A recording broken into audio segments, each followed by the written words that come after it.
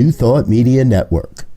We are a global broadcast network of positive music, media, and entertainment, inspiring humanity's evolution along the journey of enlightenment and creating a world of love, peace, empowerment, and prosperity for all. New Thought Media Network. Positively inspiring.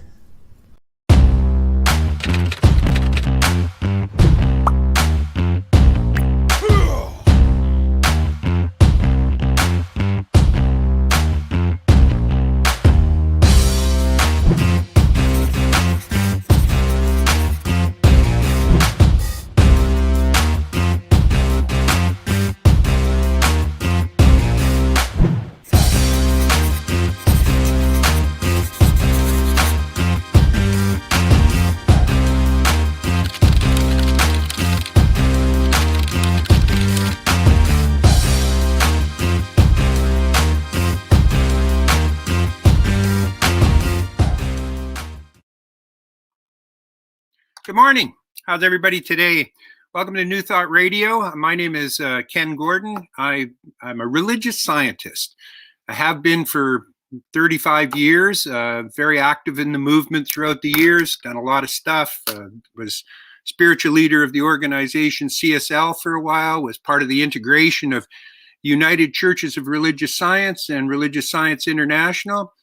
And I'm just absolutely thrilled to be here yet again. It's a wonderful experience, and I want you to know that that this show, this New Thought Radio, this concept, this idea is a living idea in the mind of God. It is something that is self-sufficient and maintains its own self. So at any time that you want to think about contributing, please feel free. I'm sure that there's a multitude of ways to do it, and Robert, who is in the back room right now, will continue to help you do that. Big shout out to Victoria Bomberry for her talk last week, and the week before was Tracy Brown. That's quite a lineup, so I'm happy to be here. My topic today is the power of thought, and I thought that I would do this with a story. I would lay out exactly how thought has affected my life. And this certainly isn't the only story that has ever worked for me. It isn't the only time that the power of thought has demonstrated itself. But I was thinking about it earlier today, and I was thinking about the magnitude of the transformations that have taken place in my life through the use of my own mind and through the power of thought. And being that it's Easter weekend now, when I'm delivering this, it's April 3rd. It's going to be Easter right around the corner. I thought that I might touch a little bit on the great avatar, Jesus of Nazareth, and how he utilized the power of thought and transformed the world. You know, you can do it if you believe, is the way that he put it, and I paraphrase it, and really laid out the different miracles that people gave him credit for, or so it is written. And I found that to be extremely fascinating, his journey, his hero's journey, as he entered into this world of moving and transformation. And think about the magnitude of his ministry in the world today. Would we all not be served if we each had a ministry of the same idea and the same thought that we could put into the world? When I first started out in religious science, it was a somewhat of a different experience in a different world than we live in today. But I can remember, after having gone through ministerial studies with Religious Science International and having been given approval that I could become a minister. And I thought, wow, this is great. And so I had this great idea, this dream in my mind about how this was going to work and how I was going to do it. And coming out of the Palm Desert, California church, which was a very large church, I thought, it's going to be pretty easy the way it's going to set up. I'm just going to get into my motorhome with my dog and my family, my kids, my wife, Dr. Deborah. And what we're going to do is we're just going to drive around the country until we find some 1,200 people who fall in love with us, and then we'll start a church. Ha, ha, ha. So I graduated. I was farming in Southern California. I was farming a multitude of different things down in the Coachella Valley in the south of Indio. And really, I'd come to a spot and a place in my life where that wasn't serving me. I'd been there for about a dozen years. I'd come out of Canada. I was born and raised in Kelowna, British Columbia, Canada. And I had this yearning in my heart to go back home again. I thought that it was a yearning to do something different, to really pack up and move out and to change my careers at that time. But the reality was I wanted to come home again. I wanted to go back to this little town that I live in, a little orchard town, tourist town called Kelowna, British Columbia, which is, if you drew an equilateral triangle using Seattle and Spokane as a base, it would be the northern point. So I remember that after I graduated, I had all these intentions and plans of going and starting a ministry and getting going on something. And I have to be honest with you. The old phrase, man makes plans, God laughs. That seems to work in perfection. So anyway, I had it set up to know what I was going to do in my own mind. And one day I went for lunch with a couple. My wife and I went for lunch with a couple of our friends from the Palm Desert Church. And I can remember we were sitting at lunch and we were having this conversation. And my plan, like I said, was to get into my motorhome with my family and travel around for 6-7 months and find the right place. I just knew that it'd be there hot. So anyway, we went in for lunch and we're sitting there and we're eating lunch. And my wife and the wife of our friend, the other woman, they were talking on one side of the table, and the husband and I were talking on the other side of the table. And we were carrying on this conversation. And I was talking to him and we were talking about various things. But I couldn't help overhearing what was going on in the background in the conversation between our wives. I'm sure you've been in a circumstance like that where you want to be intentional and want to be present for the person that you're with and you're talking to, but there's something else that's going on that's distracting you all the time. It's exactly what I was doing. So I was sitting there, I was talking, and the fellow's name was Colin, and his wife's name was Noli, who also was a religious science minister out of White Rock, British Columbia. And so we're sitting there and we're talking. And as we're carrying on our conversation about some mundane subject, I couldn't help but hear Noli and Deborah talking. And they were talking about how Kenn wanted to start a ministry and wanted to go someplace and do this. And Noli was saying to Deb, well, where do you want to go? What do you want to do? And Deb was saying, I want to go home. I want to go back to Kelowna, and I want to carry on our ministry there. That's what I want to do. And Noli said, well, why don't you just go home again? Why don't you go to Kelowna and you can start the church in Kelowna? And Deborah said, no, Kenn said he can't go home. You know, the old saying, you can't go home again. It didn't feel right. I'd grown up there. I didn't think that I wasn't owning my spirituality at that particular point to the degree that I could. And I had a past. I mean, I thought, geez, who knows what's going to come out if I went there and actually became public in who I was. And so they were talking back and forth, and I was talking, and I kept hearing that. And I kept gravitating towards it. So anyway, make a long story short, the lunch ended, and we got into the car, and we were driving back to the parking lot of the Palm Desert Church where my truck was parked to pick that up so we could go back home again to the farm. And on our drive to get there, I said to Deb, I couldn't help but overhear that you had this conversation with Noli and that you were talking about going back to Kelowna. I said, I'm not going back to Kelowna. I can't go to Kelowna. We're going to go to Seattle. We're going to go to Olympia. We're going to go to Vancouver. We're going to go someplace else. I'm not going back to Kelowna. And I was getting quite upset because I'd laid out the plan. I thought I knew what was going to happen. And so the conversation turned into somewhat of a spat. And so as we're driving along, she suddenly just turned, Deborah, she turned to me and she said, Kenn, can't you even just open your mind to the concept or the idea that it might be possible for you to go back to Kelowna? And to my shame, my answer was no, I can't do that. And she said, oh. So we went and we had a rather cool evening. And the next day, though, I'd had an appointment. I was going with another friend of mine who had just graduated, Tony Hagee, Reverend Tony Hagee. And we were popping into the car, and we were going to drive up to South Lake Tahoe because some congregants from the Palm Desert Church had moved to South Lake Tahoe and wanted to have somebody come up and start a church there. So we get up in the morning, and I get into the car, and we start driving up the Sierras, headed out of Palm Desert and Palm Springs and going up the mountain.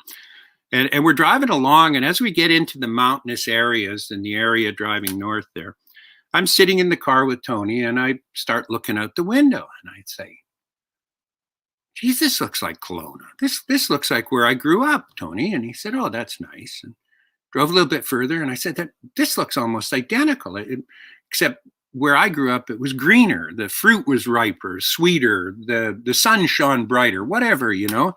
And we're driving along, and finally, after about an hour, hour and a half of this, Tony turns to me and he said, without any idea that this conversation had happened the 24 hours before, turned to me and said, Kenn, why don't you just move back to Kelowna?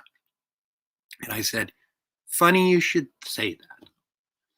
And then I told him about the story that I'd had with Deborah and Noli and Colin. And we kept driving north up to Lake Tahoe.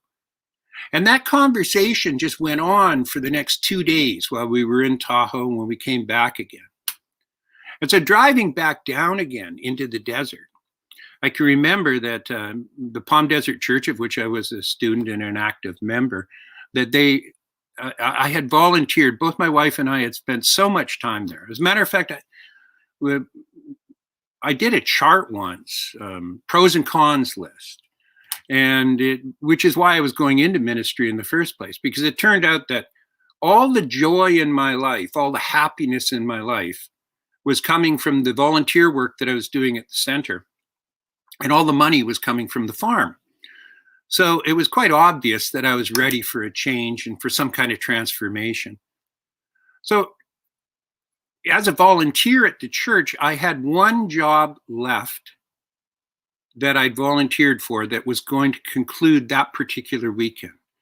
And that job was running the annual golf tournament.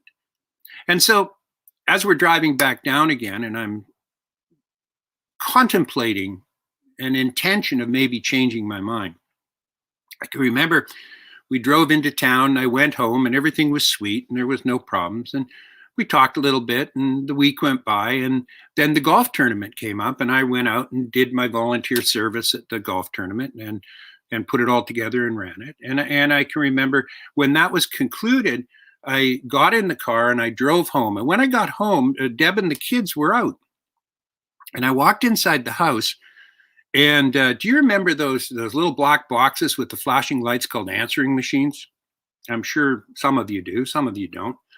And there was a message on there. And so I picked up the phone and I picked up the message machine. I pressed the button and this voice came over the machine. And it said, I'm looking for Kenn Gordon. My name is Reverend Lloyd Klein, and I'm from Vernon, British Columbia, and I need to talk to him. I tell you, I put that down so fast, it was like a hot potato. I laid it down on the table and went about my business, waiting for Deb and the kids to come home, because I knew that I needed to phone him, but I wasn't going to do it until I talked to everybody, because to be quite honest, I was terrified. I was absolutely terrified. And so a couple hours went by, and finally Deb and the kids come home. And when they come home, I say, listen to this. And I press the button and she can hear Lloyd's voice. I want to tell you here that I did not know Reverend Lloyd Klein.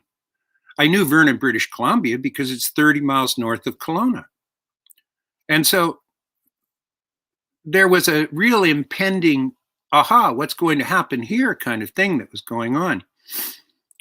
And I'd met Lloyd once at a Sillamar, just briefly, and that's the only time I'd ever made connection with him. So I didn't have a clue who he was, but I did have a clue why he was calling. So we listened to the message and looked at each other, and Deb smirked, and I went over and picked up the phone, and I phoned Vernon, British Columbia, and Lloyd Klein answered the phone. And the conversation went like this. I said, Reverend Lloyd? He said, yes. I said, my name is Kenn Gordon, and I'm phoning from California. and I'm returning your call. How can I help you?" And he said, "Oh, Ken, I'm so glad you called me, because here's the deal. I'm awful busy up here, and I've started a little bit of a work in Kelowna, and I was wondering if you'd be at all interested in coming to Kelowna and entering into a ministry." And I said, "Yes," just straight out. And I think he was floored because there was no questions. And then he said, "Well, do you think that there'll be any trouble with you getting into Canada being an American?" And I said, "Lloyd, actually, I'm not an American, I'm a Canadian." And he said, "Oh, isn't it amazing the way the universe works things out?" I said, "Yeah." He said, "Do you know anything about the area?" Like I said earlier, I was born and raised there. My family lived there. Everybody lived there. So I said, "Yes, I do, as a matter of fact." And I told him I was born and raised there, and that my family was there. The power of thought, the power of the transformation of one's mind, opening the door and opening to the possibility that something new could happen in each of our lives, exists just outside the shroud of what our belief system is.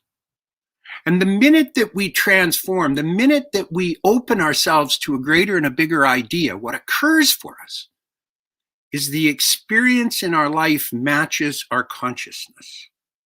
Now, I hope you're hearing what I'm saying. Our consciousness, the small c consciousness, not the consciousness of God, although it is the same thing, is wrapped in the walls of our belief system, of what has happened to us in the past, what might happen to us in the future. It is wrapped totally in that, so that our beliefs inherent within ourselves, with our conscious and unconscious mind, is really a reflection of what we hold to be true. And at that particular time, or that moment before, when I had the conversation in the restaurant, that demonstrated my belief system that said I couldn't do something. I couldn't have something. I couldn't create something in a certain place. And it became my answer. It was true until I opened the possibility that something new and something different could occur. And that, through the universal cycle of life, through the cosmic joke, pushes everybody and everything together to bring forward that idea and that conceptual thought within ourselves, so that what we have is an opportunity to embrace a new thought. And once we embody that thought, as Dr. Holmes says, thought plus feeling equals experience. Once we embody that, the universe conspires to make it so. Right to the point where, as soon as I opened my mind to the possibility that I could go to Kelowna, someone in Kelowna phones me and asks me to come.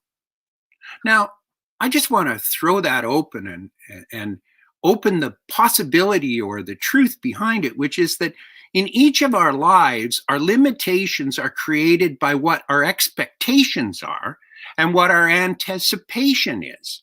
So that if I expect something to happen, it will happen. And if I anticipate something would happen, if something does happen, it will happen. Now, we went on and we created a wonderful ministry in Kelowna over the last 27, 28 years. We built and developed a beautiful church center. And it has been the pride of my life. It's been something that filled me with joy. It gave me everything I was looking for, everything that I thought I wanted. But it didn't come in the form of my expectation. But what did come was the belief that it was possible and the initiation to be able to move into it. This is the power of thought in activity and in action. Now, when you're listening to this and when you're hearing this, each and every one of us has something perhaps that what we want to have manifest and demonstrated in our life and in our experience. The reason it isn't demonstrating or manifesting, whether it be health, wealth, creative expression, loving relationships, it doesn't matter what it is. The reason it isn't manifesting is because we're retaining and holding an idea that is opposed to it.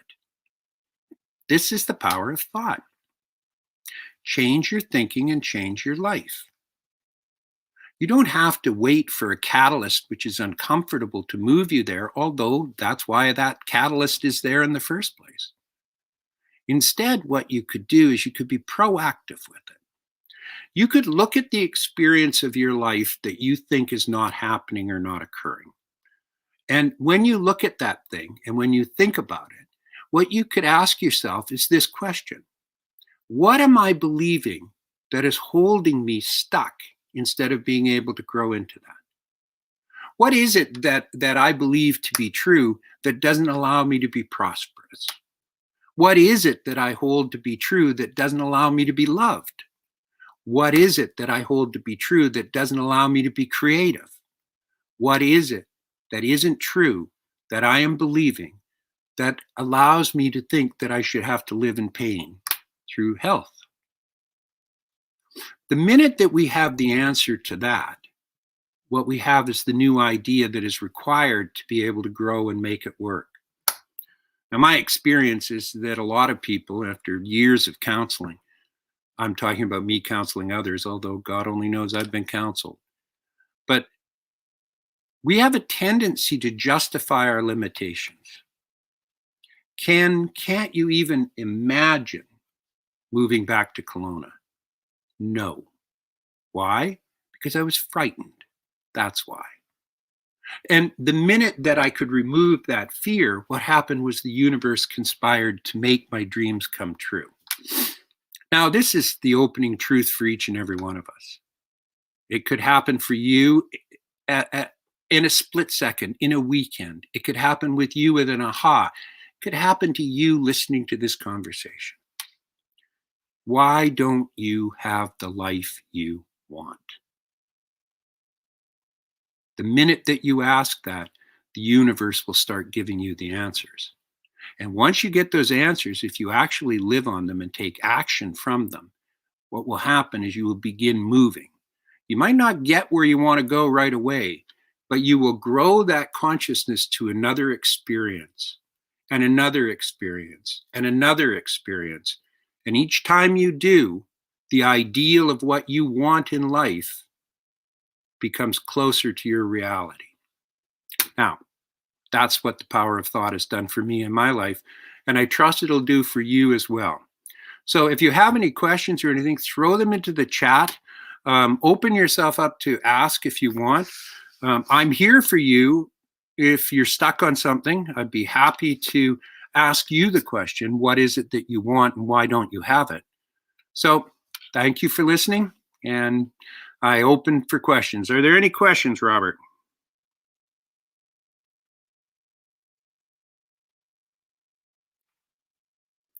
All right. Thank you, Diego. Thank you very much. You know, I mentioned there at the end too that if you take action on them, I'll add a little codicil to this story. After I got off the phone with Lloyd and hung it up, we were like Snoopy dancing around, you know, and we were so happy. My wife and my kids and myself, we were going home. We'd been wanting to do it for a long time. And I've really got to confess that immediately what we did was we drew out a piece of paper and we started making lists of things we had to do, you know, sell the farm, sell this, do that, gas up the car, you know, all that stuff. We started to lay it all out. And well, Deb and I were totally busy writing everything down, jotting down all the notes to make this happen. Our 6-year-old daughter disappeared and went into her room, I gathered. And we didn't think much about it. But after a couple hours of working and talking, we decided we'd go find out what she was doing. And what she was doing was she was packing. She'd heard we were going back to Kelowna, wanted to go back to Kelowna, ran into her bedroom and started packing all of her stuff up so that she could move. This was in May of '93. And I've got to tell you something, is that we ground to a halt trying to get out of that town, trying to move back home again. And once again, it was the power of thought. It was the belief system. And we finally came to a place where the realization was we should have just packed up and gone right then and there. But we finally came to the realization that we were going no matter what. And the minute that that thought entered our mind, what happened was everything started to free up. Now, we didn't sell the farm and we didn't sell the house. As a matter of fact, we left the Coachella, leaving all of the equipment in the field in control of my foreman, the farm at that particular time. And that was the last, basically, we ever saw of it. And we just abandoned it.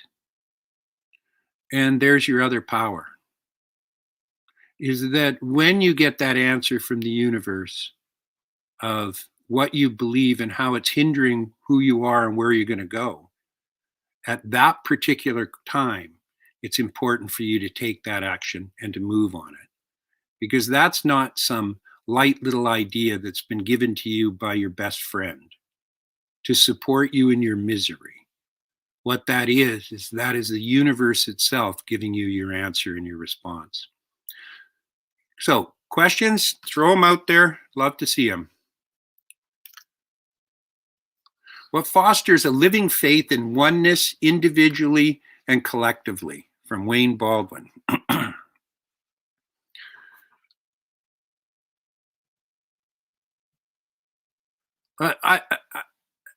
I think that there's a transformation that's required. I think what fosters it is the experience itself. Many times, Dr. Holmes wrote that it's not about knowing everything. What it is it's about knowing the truth and living it and practicing the principles behind it. So, what fosters that is to move our society, our collective consciousness in our society, to a place where they realize their own power and are empowered from it. At that particular point, what you do is you open up the mosaic of life that creates a perfect life, perfect God. And then you can open it up and you can start moving out in it. Our society has a tendency to imprison us, to teach us what they want us to believe as opposed to what we want to believe. And it's not conspiratorial. It's not done with intention. It's just the system that we've lived in, coming out of the tribal system and everything else. And we really have to rise above that. We have to come to the realization that the power to control our life, the architect of our life, is ourselves. And that we have the power to be able to change things. I don't know how many times people have told me, yeah, but not this.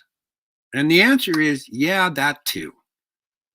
You know, once again, it's Easter, and we're in a time where we're celebrating the resurrection of Jesus of Nazareth. And talk about a transformational story. Talk about a transformation of faith. Even Jesus, though, on the cross said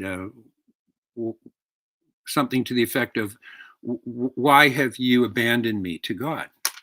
And the truth of the matter is that God never abandoned, and that's a lack of faith. And so we live in our lives with the discomfort sometimes that we have and the joy. I mean, let's give a lot of credit because there's way more to be thankful for than not. But we live our lives within a construct of negativity. And you want to foster faith, then start fostering it.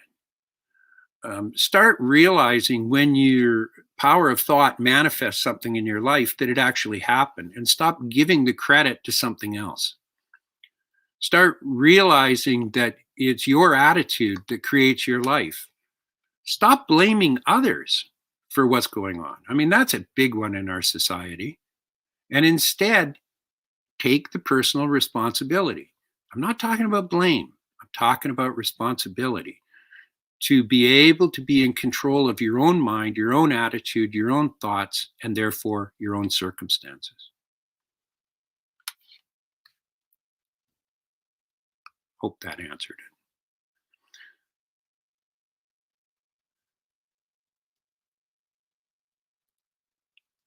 it. Thank you, Kathy. I'm glad to see you.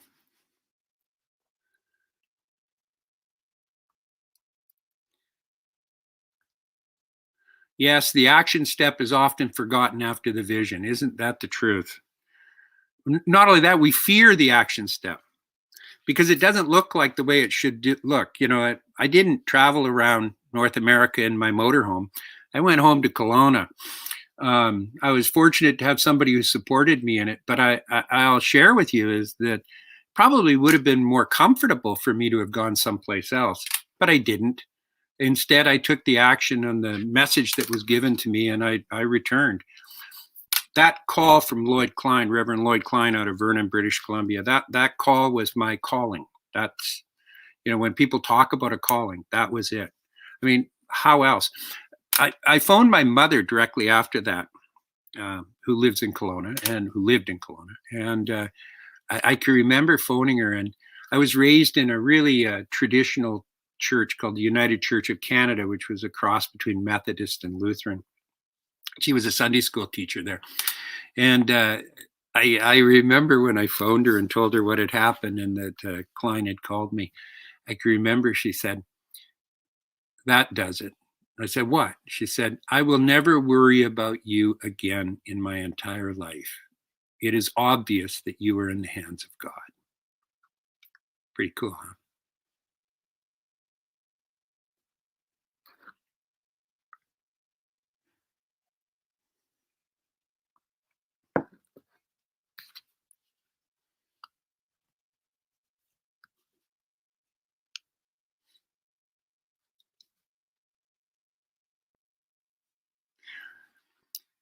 Reverend Kathy Massioni is on here sending out questions, and she is such a sweet thing. I will tell you, she runs the archives for CSL, for Science of Mind, and she does vital and important work as well. There's another thing that's worth supporting is the archives mission at Centers for Spiritual Living. There's lots of interesting stuff there. If you haven't been to visit, it's in Denver, actually it's in Golden, but if you haven't been to visit, I highly recommend that you do. There you'll see my picture. What more?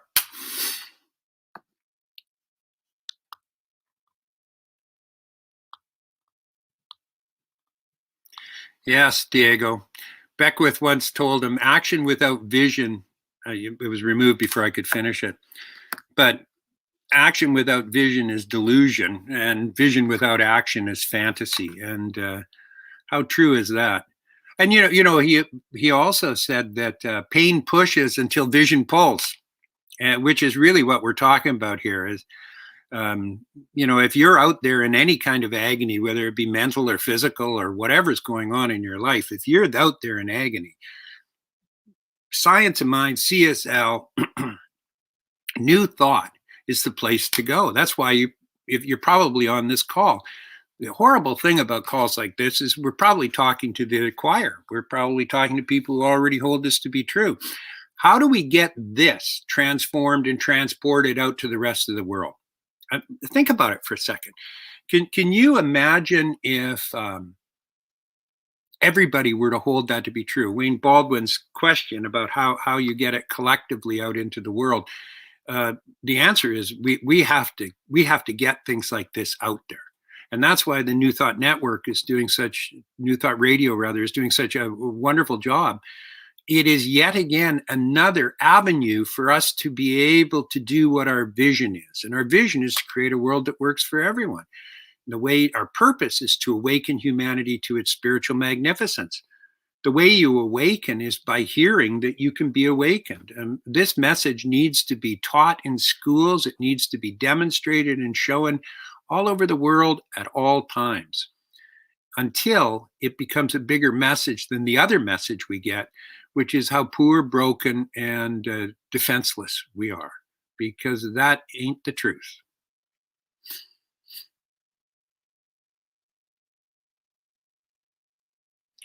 How does the drive to control our lives impact the power of thought?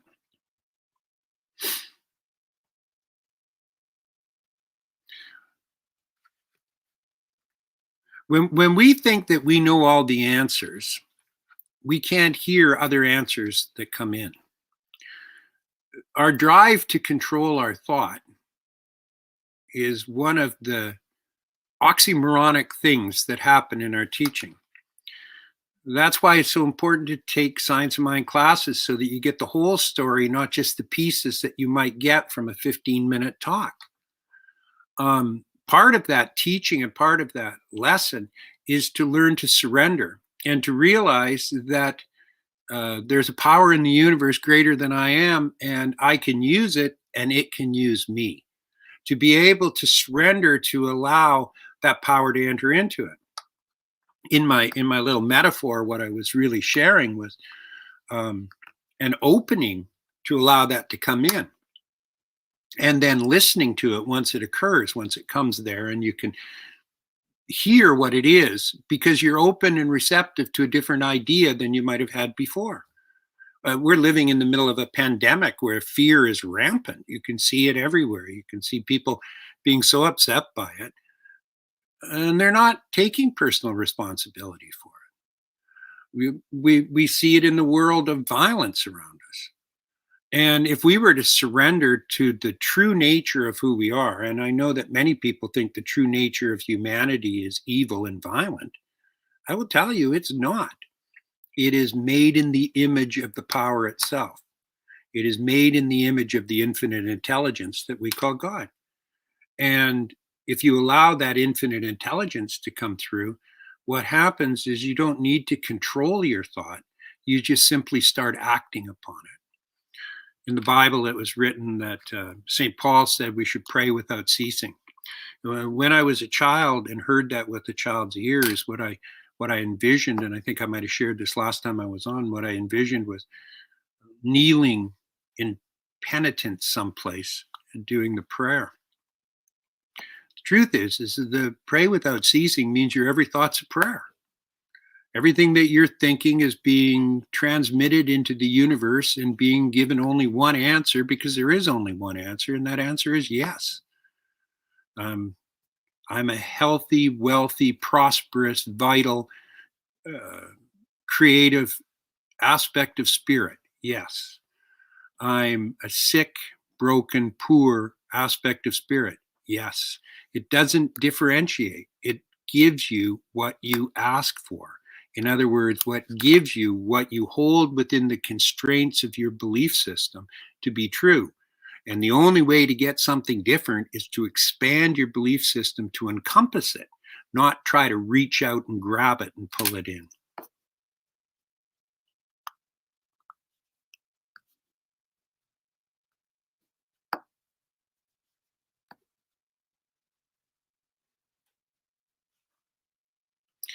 Okay, next week, what we have is we have Alzia coming in. He's going to be talking on prayer. I want to once again give a big shout out to Victoria for her talk last week, and for the other people that are on this this New Thought Radio that's coming out, doing this wonderful work. I want to also tell you that if you want to get hold of me, you can find me on Facebook, 10:30 in the Pacific time in the morning, through Center for Spiritual Living Kelowna.org. You will be able to find our website and locate us. We do live services every Sunday morning, not always with me. I'm retired now, but I am there. I am there every week. I'm just not always speaking every week. In the meantime, here's what I want you to know. I want you to know that you are loved and that you are honored and that you are blessed. As we move into this joyous time of spring, I want you to know that there is a resurrection that is taking place within each and every one of us. And I want you to be aware of it, so what you can do is empower it. Know you're loved. Talk to you next month. Bye.